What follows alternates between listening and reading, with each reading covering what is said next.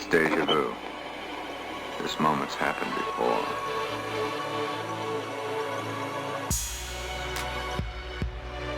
You have found the Kaleidoscope Gallery. Hello, and welcome to the Kaleidoscope Gallery, where we exhibit conversations and stories about the real, the surreal, and somewhere in between. I'm your host, Paul, and alongside regular contributors Dave and Leah, we will be exploring a giant iceberg trapped in a massive ocean vortex. The mission to a distant asteroid estimated to be worth $10 quintillion. And the plan to build the world's tallest skyscraper, anchored to an asteroid. Then, listen, an ode to some of Earth's sonic landscapes. And laughing. Sitcom Lafftraks, the man behind the illustrious Laff Machine, and the power of laughter. So let's step into the first exhibit inside the Kaleidoscope Gallery.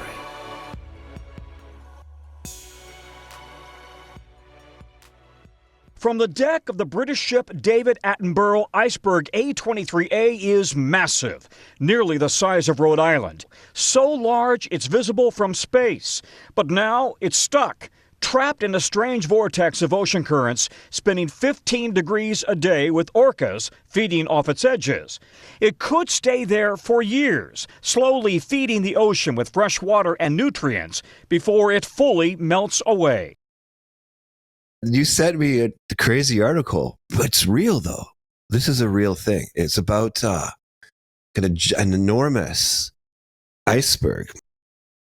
It's caught in some kind of whirlpool of gargantuan proportions that the mind boggles. It's a full vortex, and it surprised everybody. It broke off from the Antarctic ice shelf 40 years ago and was slowly chugging on up to the South Atlantic to melt like every other iceberg before it. So it's rolling up toward the South Atlantic, and they've got this whole team of people watching. Somebody noticed that it hadn't moved for a while, and then they realized it was spinning 15 degrees every hour. The phenomenon is called a Taylor column, and the Taylor column is a spinning vortex of water that are caused by ocean currents hitting an underwater mountain. That's on another scale. Wow, that's a big scale. So it basically creates this, as you called it, whirlpool, and this massive 3,672 square kilometer iceberg is caught. And they say it could be there forever till it melts. I mean, the whole idea that there are underwater mountain ranges is very interesting. Yeah. It takes a mountain. If there wasn't an enormous mountain underneath the ocean. Yeah. The sea. This is the reason for it.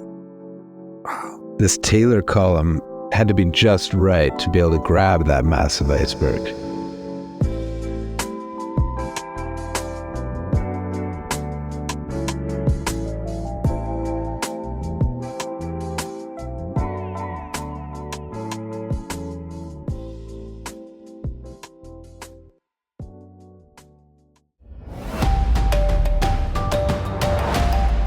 NASA is sending a space probe to study what some have dubbed the Golden Asteroid, a space object worth an estimated 10 quintillion, or 10,000 quadrillion dollars. It's a 1 with 19 zeros after it. Basically, if we could sell the thing, it would be enough to give every person on the planet a little over $1.2 billion. The asteroid, called Psyche, is an M-type, meaning it's made of metal.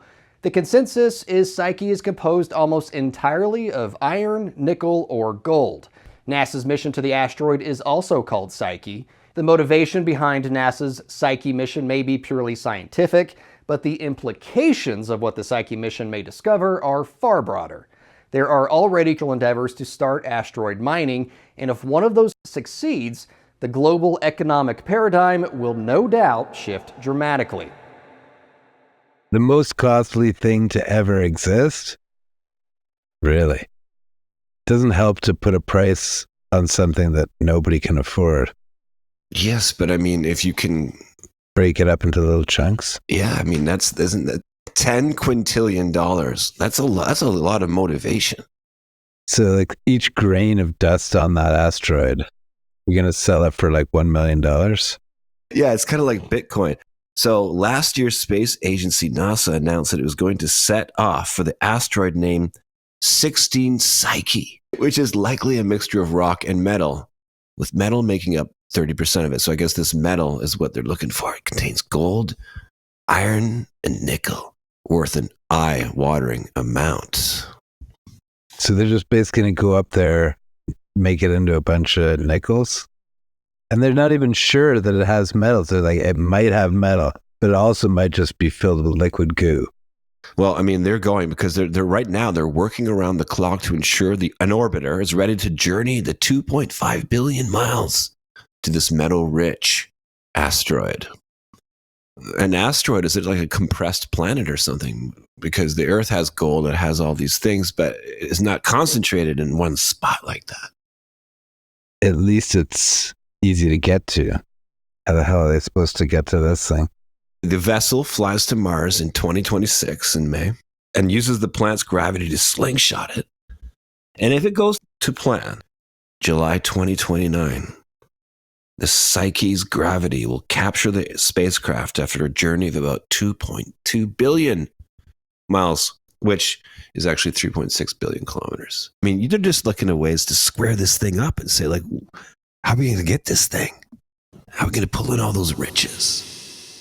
If they can haul this asteroid back, put it in orbit around Earth where it could be mined, then all the astronauts are going to start wearing like golden space suits with like diamond helmets, and NASA scientists will be super blinged out. If NASA were to capture $1 quintillion, do you think NASA would go rogue? That'd be enough to start their own nation state. And then like just everything would be space this, space that. Everybody's research project that's been on hold for the last 15 years now is funded. That one guy in the corner who's got that long planned Jupiter mission is finally ready to go. He immediately gets into a spacecraft and takes off. The scientist is like, I've been working on this for 20 years. This is Jupiter 1, go. He breaks the time-space barrier, and like that drives us into the warp generation. Yeah, and also, can you imagine the parties that they could throw? NASA parties would probably be pretty dull, but with this kind of funding, oh shit, gets real. Oh, they'd be drinking the gold. NASA would have like gold nugget schlager. They really did bring back 10 quintillion. Then, I mean, doesn't that make the idea of like wealth or the opposite actually kind of absurd? Yeah, it would probably tank the price of gold. The price of a nickel would go down to a penny. And nobody knows when they bring this asteroid back, what's going to happen. Like it could be a trap, right? Inside is a giant space weapon with some kind of Trojan horse with crazy alien armies ready to take us down. You want your gold and nickel? We'll make them work for 30 years to pull this thing to their planet, and then we'll take over.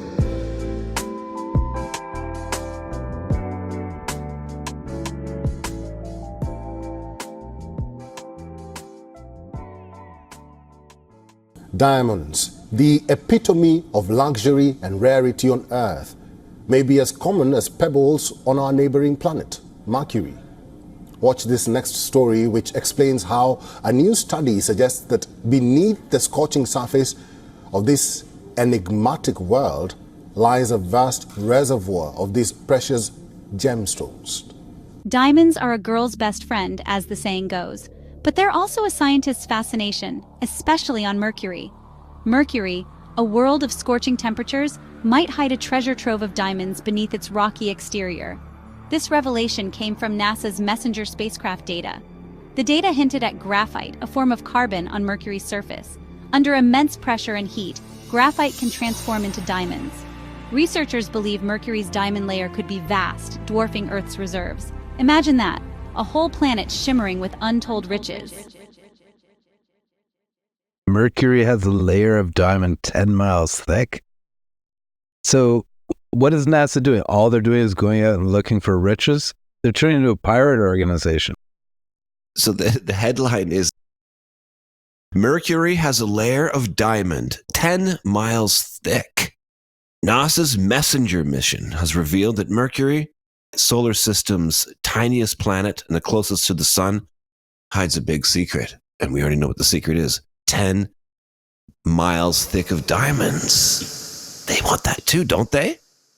They want the bling, baby. So basically NASA's abandoned all quest for alien life, for getting to explore, and they're just going after the cash. Diamonds, gold, even nickels. Every nickel counts. I think this is what's going on. They realize they can't get their own astronauts to and from space anymore. They can't get funding. But I mean, they're going to turn into a monster. Like the NASA Leviathan. Yeah, their complexes, both the physical spaces they work in and the problems that will grow in their mind when they have this much money, are going to turn them into a whole different organization.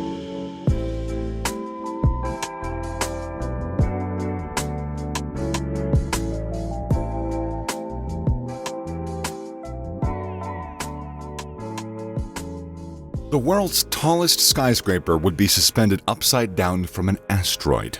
An asteroid orbiting Earth would serve as the foundation for the world's tallest structure, a floating skyscraper that never touches the ground. The Clouds Architecture Office in the United States designed Analemma Tower. The concept's brilliant, but let's break it down into simple steps. Number 1, capture an asteroid and place it in Earth's orbit. Number 2, attach a cable to the asteroid. Number 3, construct the world's tallest skyscraper around this cable. Number 4, have the skyscraper swing in a figure-8 pattern around the world, always returning to New York City. It all sounds insane, but the thing is, some really smart people are behind the technology behind this concept. World's first skyscraper designed to hang suspended from an asteroid. Wow. So is this asteroid in motion across the expanse of space and you're just being dragged along? Or are they going to bring that giant golden asteroid back and then hang a bunch of skyscrapers of it so they have people to mine it while it's orbiting across the Earth? Oh, that's a frightening thought. So far, we've had sky gardens in China, floating cities in the Pacific, but experimental architectural design has gone a step further into the future. New York-based architects have revealed their plans for a skyscraper to hang suspended from an asteroid 50,000 kilometers in the air. What do you think the condo fees are on that one? Oh, it must be massive. Do they have a floating pool? Well, the asteroid is going to be at 50,000 kilometers. 50,000 kilometers? Yeah, it's going to be up floating at 50,000 kilometers. At 32,000 meters will be the penthouse level of this great condo that will continue to be built downward towards the height of a mountain. Why a mountain? Well, because that's how you get up to it. You have to climb up the mountain to get to the ground floor. And from there, you take an elevator approximately 30,000 kilometers. So basically, this is the space elevator. This is the space elevator. When historians look back at this time 500 years from now, they will put a breaking point right where we build a space elevator. This is pre-space, and this was post. This is an entire new society. Everything changes. Imagine simply climbing a cable into space. No rocket. Just press the up button, and you're there. The concept is known as the space elevator. Not only could it significantly change how we leave planet Earth, but it could also completely transform humanity's relationship with space. And there are scientists who think we could have already built it.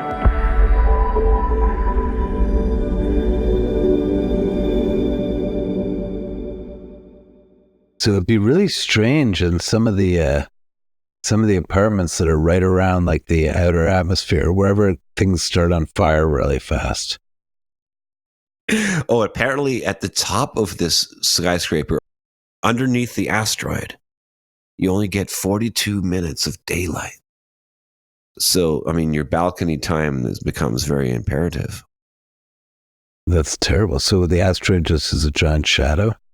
Probably just because you're up so high, 32,000 meters, which has a temperature of minus 40 degrees Celsius. So this is the case, Dave, where the idea that the best apartment or the best unit in a condo is at the top of the building. Clearly, the best unit will be at the bottom of the building, which is merely just near a mountain, only 6,000 meters up.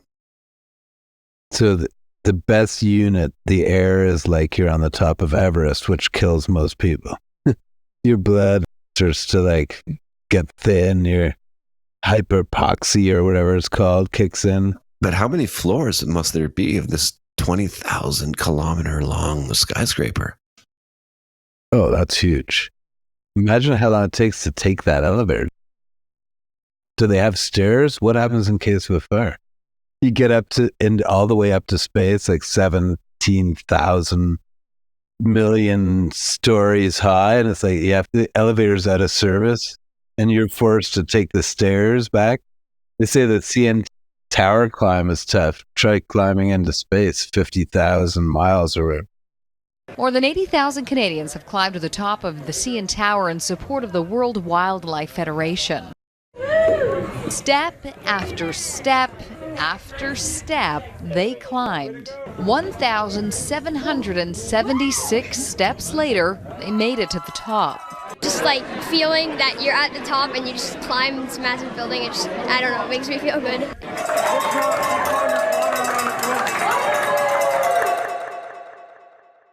Analemma Tower, the world's tallest building ever.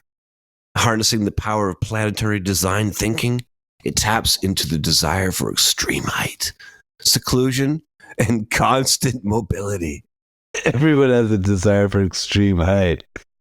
And everyone desires to like constantly being dragged across the world by an asteroid.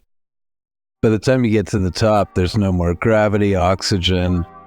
If you step out on your balcony, you're sucked into the blackness of space.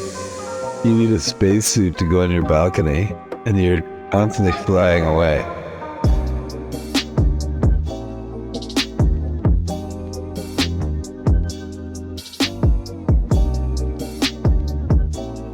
You are inside the Kaleidoscope Gallery.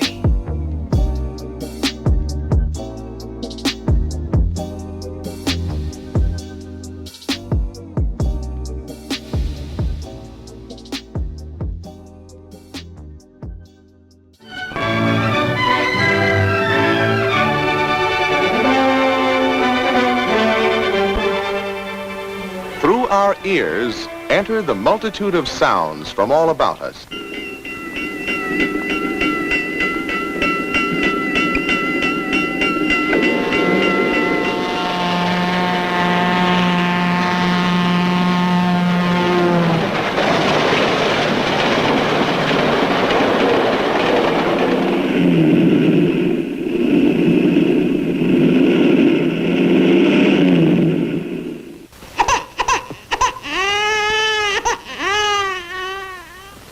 Quite a trip up there to the lake.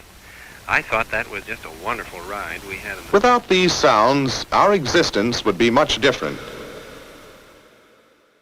Indeed, there are almost countless sounds that we can experience on this planet. One of my favorites has to be waves. ocean waves, Great Lakes waves, and we get a wide range of wave sounds. From the gentle lapping to the massive and intense storm and crashing and splashing. Generally, it's a very relaxing sound. Yeah, one can really sleep to the sound of waves. It's very meditative.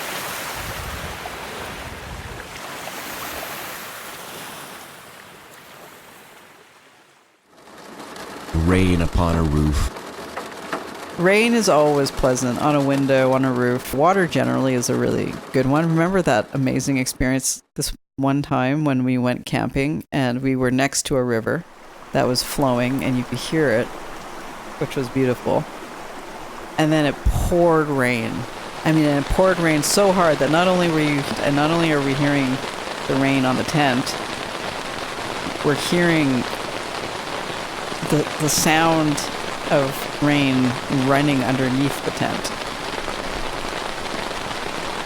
It was sleeping surrounded, literally, by water sounds, moving water sounds. It was one of the most memorable evenings and most amazing sleeps.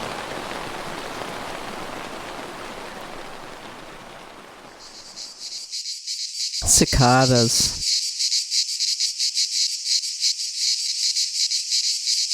Cicadas and mourning doves. Whew, those are some nice sounds.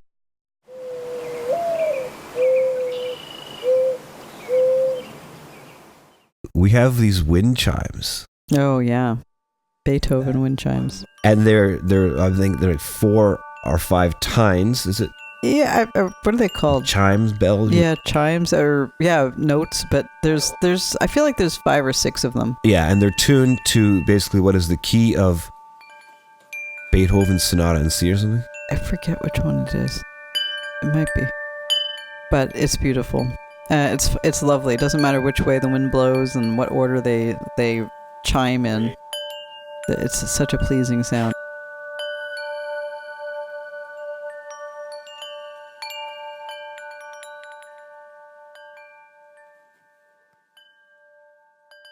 So you can thank wind for that.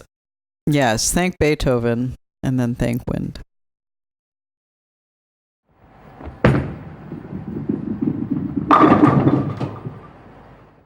Bowling pins.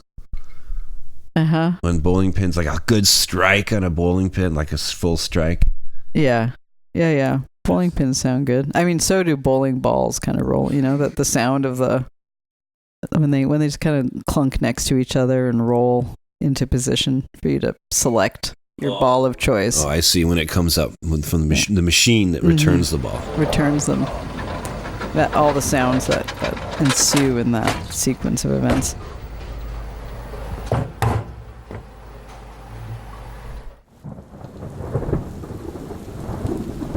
Storms rumbling in off the horizon. I think this has been said before on this podcast, but it can't be said enough times. But that sound of storms coming in while listening to AM radio. My goodness gracious. I mean, yeah. The sound of baseball in the background, the game of baseball, on an AM radio with the storm rolling in, with waves in the background. Now you've got a whole symphony, really, I think, of great sounds.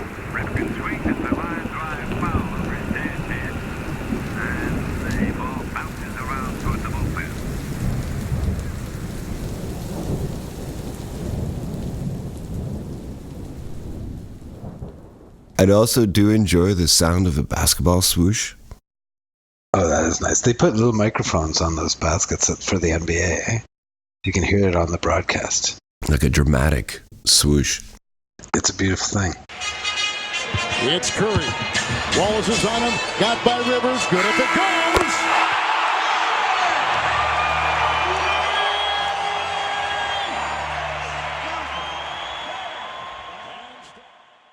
There's a lot of nice sounds in sports, like a sweet spot of a baseball bat. Oh, yeah. That's the sound that used to come off the bat of Vladimir Guerrero when he'd hit a baseball was a lot different from the sound of anybody else. It was like noticeably different. 1-1 the count on Guerrero with 2 outs. Lansing at first. He's not running on this pitch. Guerrero sends it in the air to right. O'Leary retreating. That ball is gone. Yeah, goodbye! Wow! Guerrero Jr. has doubled the lead.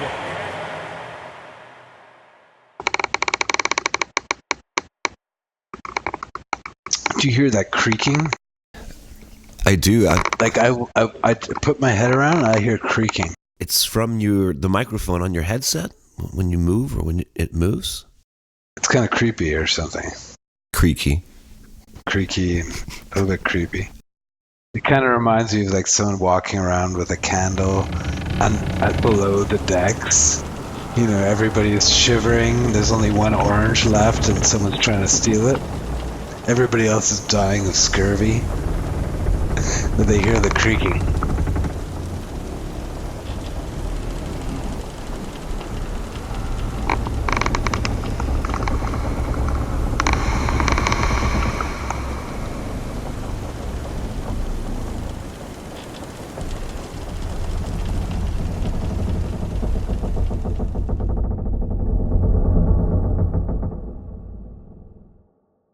How do you feel about the sound of a door knock? It's a little jarring. And then now as a dog owner, it also triggers a very jarring bark. It's the one thing you have to rap on in order to request. Except they now have these doorbell things. Although my doorbell hasn't worked in 10 years and I haven't replaced it. I just don't really care to know if someone's trying to get in. Right. Okay, there is the doorbell, but like when someone knocks on the door, it has a certain, yes, as you say, jarring quality, and it's aggressive. And your fist is clenched. You're banging on something, and you can't see who they are unless you have a little peephole and you live in like some fancy condo. It's like some entity is aggressively smashing at your door. Clearly they're angry, their fists are clenched, and they're coming in to get you.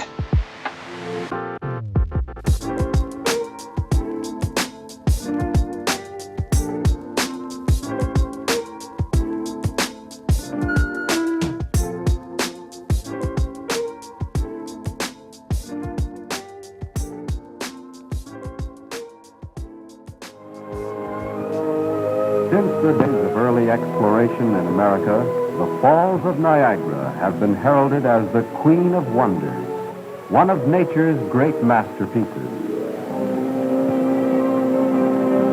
No other spectacle of nature draws with equal force the scientist and naturalist.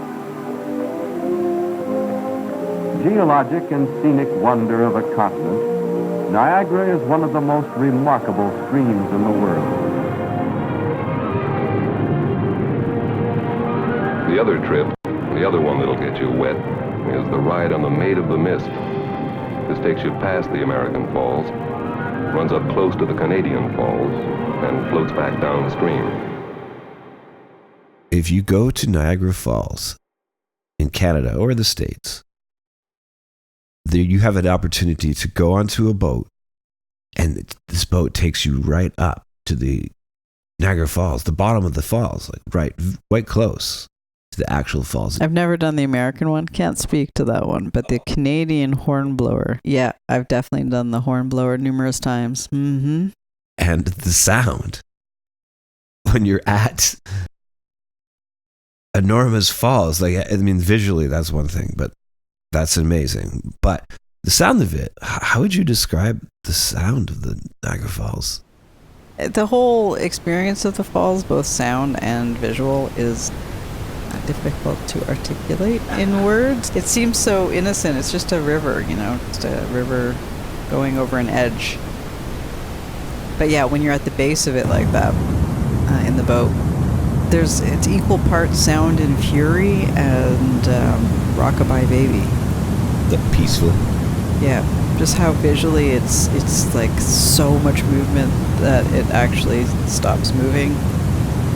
The sound too, yeah, it feels very loud and yet not loud at all, like quite quiet and kind of gentle.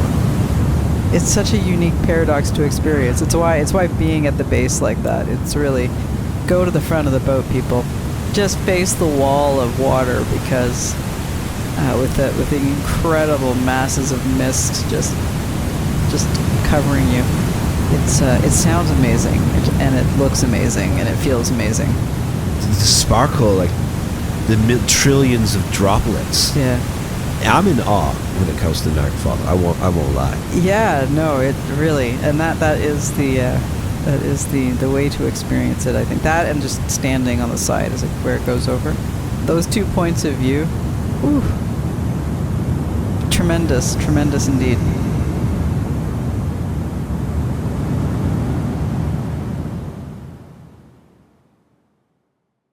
Obviously, there's sounds that can be very annoying. My favorite is the backup beep, and I even hesitate to play a clip of one. Yeah, apologize before and after the clip. I'm sorry. Warning, a backup beep will be played.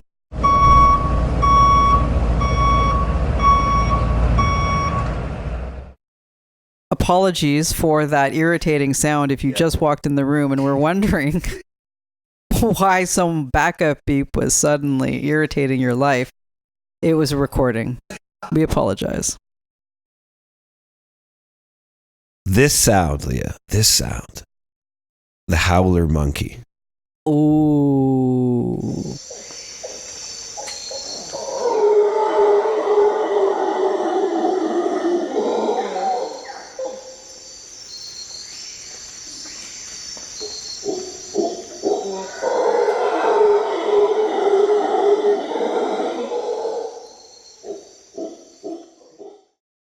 I mean, it's so named for very valid reasons. And their cry, or whatever you want to call it, their sound call, it travels for miles and miles. It does. It's super loud. The howler monkey howls. We heard a batch of them in Costa Rica, and it wasn't what I would call frightening. No, it's not unpleasant and it's not frightening, but it's definitely, loud. You'll never forget the sound if you hear it.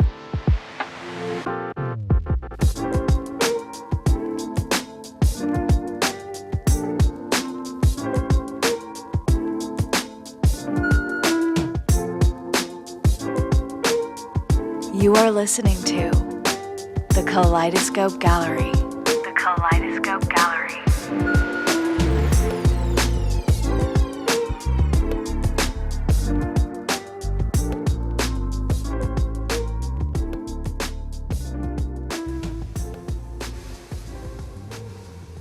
In the trade, it's known as laugh sweetening, and this man, Carol Pratt, is known as the Sultan of Sweet. He's the best in the business, and that box he's wheeling around is his fortune.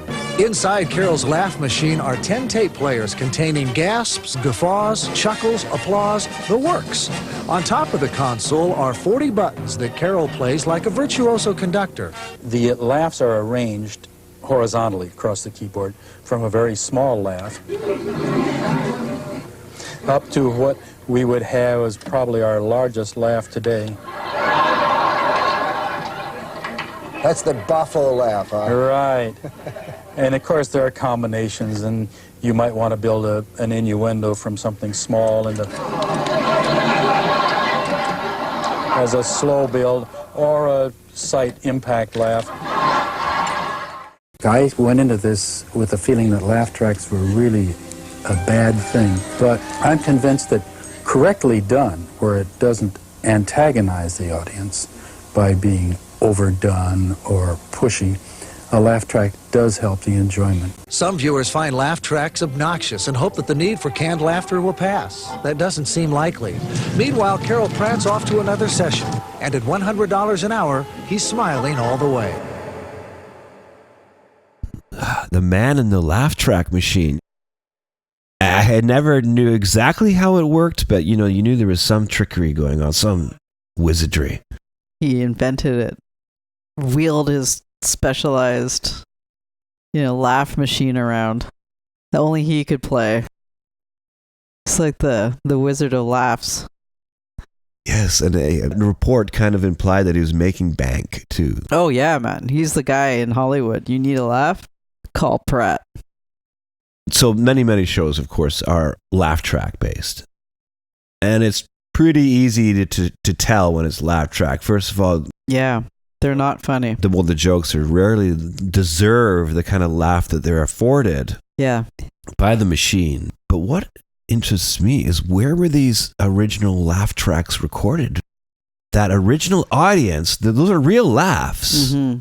And they seem to be reacting to something funny. What are the original recordings of the Lafftrack? How long have these people been laughing?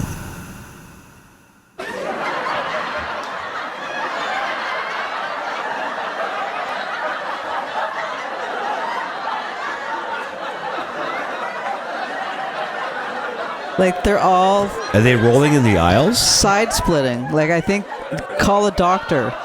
Oh, they're clapping. That was a... And they're hooting and hollering. Oh my god.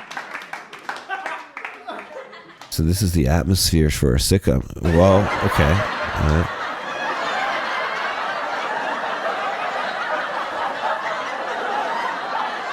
This is the kind of laughter that can get painful. It's intense laughter. Some people are crying, it sounds like. What kind of special herbs got put into their pre-show tea? That's what I want to know. The best stand-up sets don't get this kind of racket. So you're saying this is simulated, completely simulated? Yeah, you've paid people to laugh this hard. Damn, they're hurting themselves for this. I hope they at least got $30 an hour, and they got a core workout. Raucous laughter followed by people falling off their chairs, clutching their stomach. Yeah, bent over. Some of them have fallen on their knees. They're like leaning on the chair in front of them. People on their feet applauding. Oh. Now that Lafftrack was from the 80s or the 90s. But this next Lafftrack is more vintage than that. It's like the 60s or the 70s.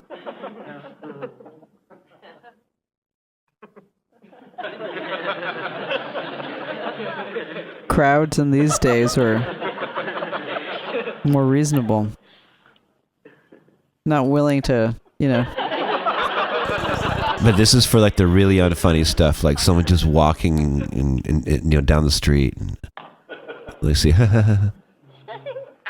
it's not like for the big laugh. The big laugh is going to be coming up soon, probably.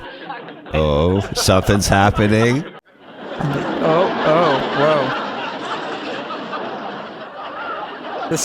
Whoa. This is like a drunken sailor laugh. Coming in waves.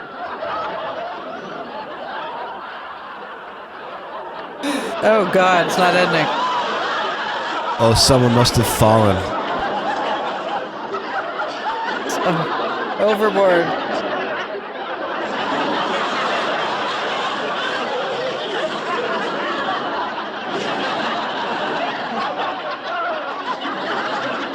This is prolonged.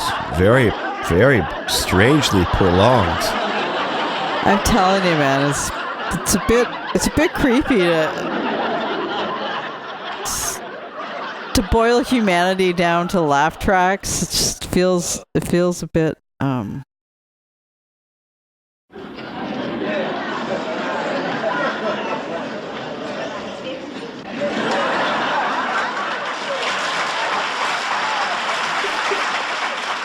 Okay, that at least sounded like people again.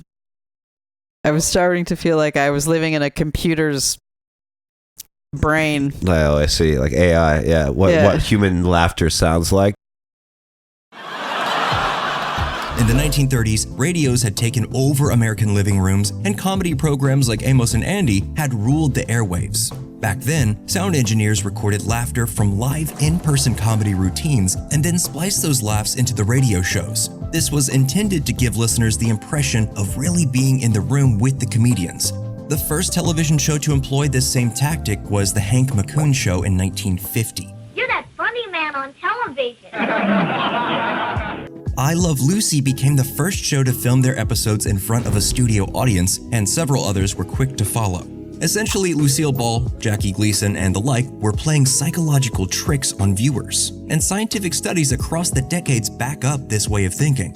As it turns out, our emotions tend to be elevated and more easily manipulated when we experience them as a group. One of the phenomena with laughter is it's contagious. We think it's about jokes and humour, but actually it's a social behaviour. You'll probably start laughing, even if you don't know why they're laughing. So you're saying not all of this group laughing is natural. So it wasn't just like they were watching something that was really funny. I think some of it is that. Something was really funny and they were actually laughing at it. And then they recorded that and they just insert that into... Some of it sound like the one that was looping over and over and over again. That one sounded like people pretending to laugh. The laughter was too. If that was real laughter, I strained to imagine what they were laughing at. We've all had those moments where you laugh so hard it hurts, but they're few and far between. Well, more bodily functions in the news this morning. The next time you pass gas, make sure no police are around. A man in West Virginia faces assault charges after police say he passed gas and fanned the officer. I mean, don't laugh. After the man was already arrested for DUI, according to police reports of St. Cruz. I can't even get through this. He passed the gas so loudly the officer said it was, quote, very odorous and created contact of an insulting or provoking nature. Have you ever been to a sitcom taping? Or a recording of a sitcom? Have you ever been to one? No, never. Maybe it's just really funny. Have you watched a sitcom before? Yeah. I feel like sitcoms and Lafftraks are made for each other.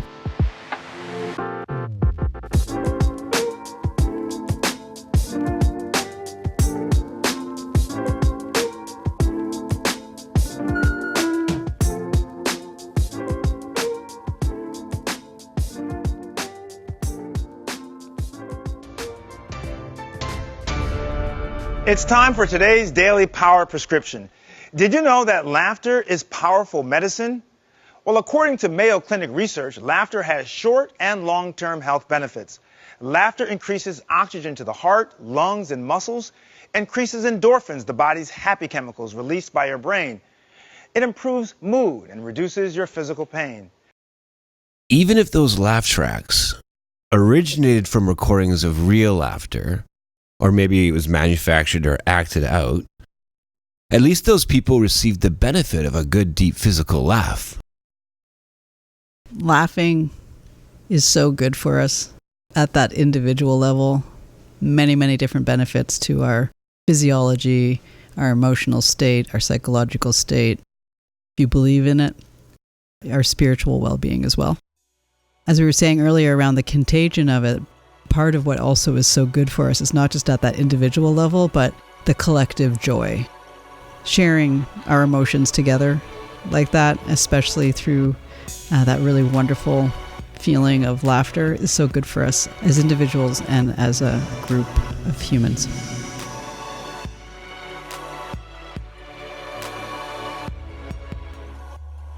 Before we part, let me leave you with an abridged excerpt from a poem by medieval Persian poet Hafiz, entitled Laughter. What is laughter? What is laughter?